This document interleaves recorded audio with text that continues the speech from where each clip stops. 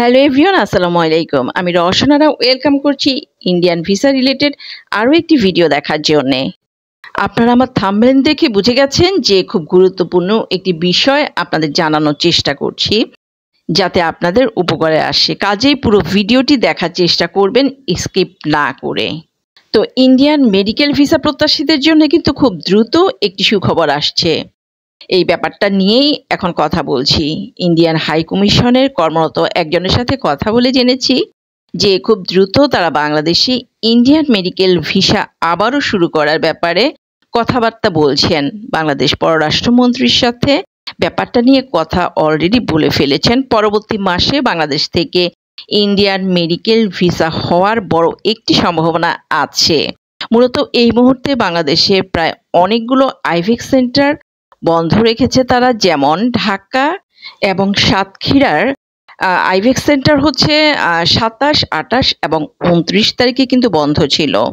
তবে আশা করা যাচ্ছে আগামী রবিবার থেকে আইভেক সেন্টার খুলবে এবং তাদের পাসপোর্ট ডেলিভারি যে কার্যক্রম সেটা আবারও শুরু হবে। এবং আগামী মাস থেকে পররাষ্ট্র মন্ত্রণালয় যদি ইন্ডিয়ান হাই কমিশনারকে সহযোগিতা করে, তো আগামী মাস থেকেই মানে সেপ্টেম্বরের শুরু থেকেই তারা মেডিকেল ভিসা দেওয়ার প্রসেসগুলো শুরু করবে। আমি কিন্তু রিপিট করছি আবারও, এটি হাই কমিশনে কর্মরত একটি নির্ভরযোগ্য সূত্র থেকে জানা, যদিও এখন পর্যন্ত এ ধরনের কোনো তথ্য তাদের ওয়েবসাইটে এখন পর্যন্ত পাবলিশড হয়নি। বাট আশা করা যাচ্ছে খুব দ্রুতই তারা এই বিষয়টি পাবলিশ করবে।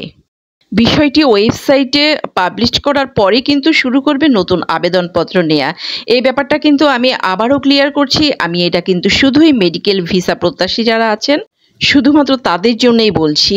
ট্যুরিস্ট, বিজনেস বা স্টুডেন্ট ভিসার জন্য কিন্তু এই তথ্য প্রযোজ্য হবে না কোনো অবস্থাতেই।